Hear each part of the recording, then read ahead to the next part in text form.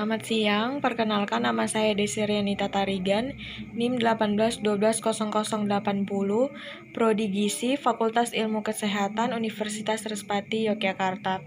Baik, di sini saya akan menjelaskan tentang patofisiologi ulkus diabetik untuk memenuhi tugas patofisiologi penyakit degeneratif.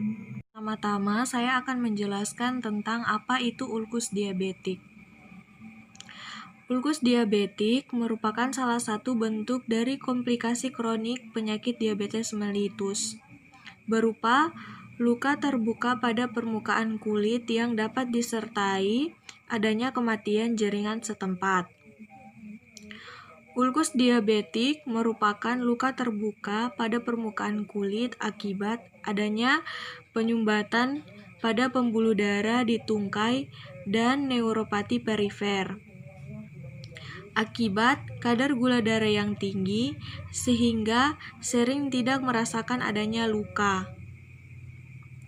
Luka terbuka dapat berkembang menjadi infeksi yang disebabkan oleh bakteri, anaerob maupun aerob.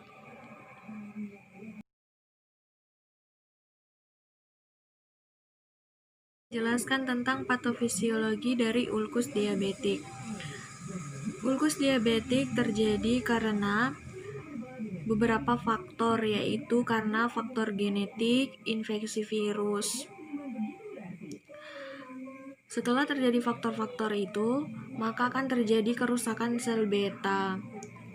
Setelah kerusakan sel beta, akan mengalami ketidakseimbangan produksi gula dalam darah tidak dapat dibawa, maka akan terjadi hiperglikemia dan anabolisme protein. Hiperglikemia akan menyebabkan vikositas darah meningkat, aliran darah menjadi lambat, dan terjadi iskemik jaringan atau nerosis luka.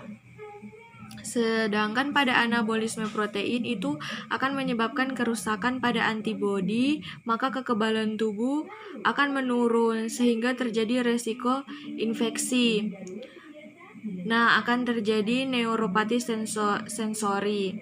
Maka pada saat itu klien tidak akan merasa sakit dan terjadi kerusakan jaringan. Pada saat kondisi hiperglikemia, aldose reduktase mengubah glukosa menjadi sorbitol. Sorbitol banyak terakumulasi pada endotel yang dapat mengganggu suplai darah pada saraf, sehingga akson menjadi atrofi dan memperlambat kondisi impuls saraf. Neuropati menyebabkan menurunnya fungsi kelenjar keringat pada perifer yang menyebabkan kulit menjadi kering dan terbentuknya fisura. Penyakit vaskuler yang terdiri dari makromiopi dan mikroangiopi menyebabkan terjadinya penurunan aliran darah pada organ. Adanya neuropati, penyakit vaskuler, dan trauma menyebabkan terjadinya ulkus pada ekstremitas.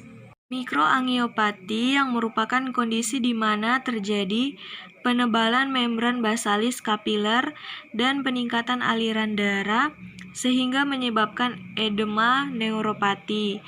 Sedangkan makroangiopati yaitu terjadinya atriosklerosis yang menyebabkan penurunan aliran darah atau iskemia, trauma dan kerusakan respon terhadap proses infeksi menjadi penyebab terjadinya luka diabetes, selain neuropati dan penyakit vaskular perifer.